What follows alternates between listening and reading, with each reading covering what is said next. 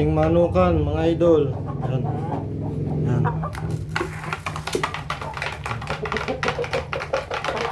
Yan, ang ating munting manukan.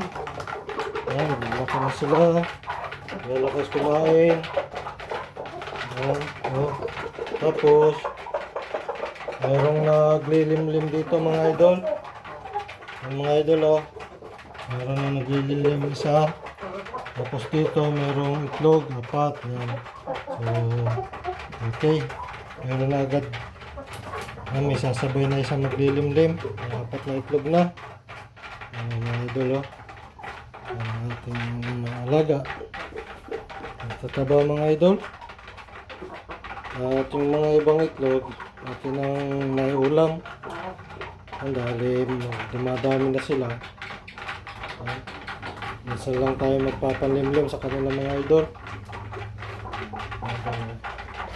Tapos, yung tubig mga idol, dapat laging malinis. Malinis yung mga idol, oh. Para hindi magkasakit. Talagang malulusog sila mga idol. Ang gandang tingnan mga idol, basta ganyan ang mga manok. Masisigla. Ano? Tapos matataba.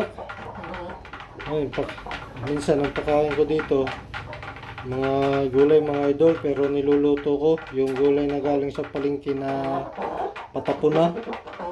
Humihingi tayo dun sa may mga pisto sa palengke. At yan ang ating ipinakakain, mga gulay. Kaya ganyan kalulusog ang ating mga manok, mga idol. Sige mga idol, hanggang dito na lamang.